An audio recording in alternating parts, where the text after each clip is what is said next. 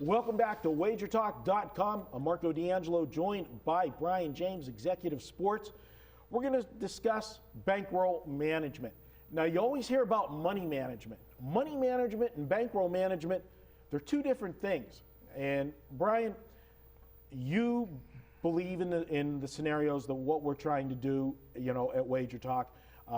We set up the 3, 4, and 5% betting system for our clients as our rating scale. And what we want the clients to do with that scale is we're telling them, you have a bankroll, and if we give you a 3% play, it's 3% of the bankroll. We give you a 4% play, 4%, 5%, so on. This way, it becomes robotic. There's no emotion involved. We give you what you're supposed to do, you do it. Because too often, the mistakes that people make with money management is they get themselves in, if you have a bad Saturday and then, maybe you have a losing Sunday, you go into the Monday night football game and all of a sudden, a guy that was betting maybe $300 a game, if he's down, $900, all of a sudden he thinks he's a dime better and he's betting $1,000, and that's the easiest way to ruin a bankroll. By doing the percentage bankroll, you're never going to go broke. Your bet sizing is going to go up and down. You agree with what we're doing? Yeah, aside from handicapping games, trying to pick winners, one of the hardest things to do is instill in your customers is the money management. And like you said, they'll take a small play and play it bigger than the big plays because they're trying to catch up or something. It just doesn't. They don't make sense. They get tapped out. If they like a team, like maybe it's a TV game, or they're a fan of Dallas, and we happen to have a play on Dallas. All of a sudden, they like, I like Dallas. I like that too. Yeah. And they make it big. You can't let emotion come into your betting. Now, with that said, and we've done many videos at Wager Talk about money management. I'm going to shift gears to bankroll management. And what I'm talking about with bankroll management is, to me, you should have 3 separate bankrolls. A baseball bankroll, if you're betting the 3 major sports, which is what I do, I'm not a hockey guy.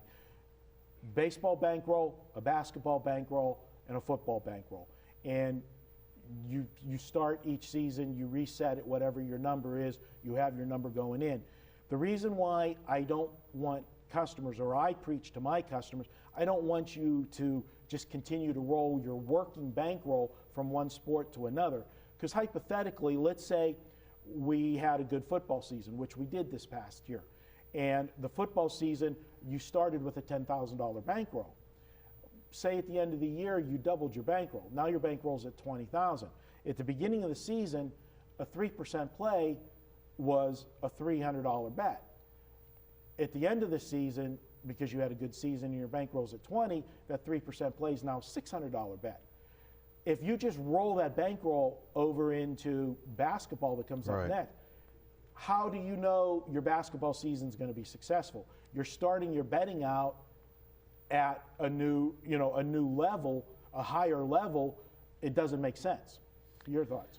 Oh, I agree with you, because especially when you're going from football to basketball, because first of all, at the beginning of the season, it takes a little bit to get a feel of what's going on, both college and NBA.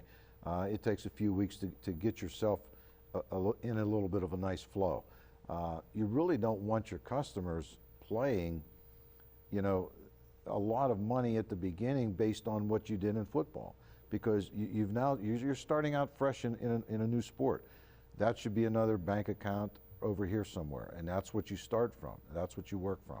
So yeah, you've got to have separate accounts for separate sports. And it works the flip side. If you happen to have a bad season, exactly, you're going to be starting, the other sport, making smaller bets where, you might get out of the gate in baseball, have a great run, but it was such, it was smaller bets that when you got to the, your high point of the season and then you tailed off, you're making the bigger bets there. So definitely our tip here with the bankroll management and money management, you stay with your 3, 4, and 5% on all of the plays, but reset your bankrolls for each sport. Continue your bankroll that you have for basketball, throughout that basketball season.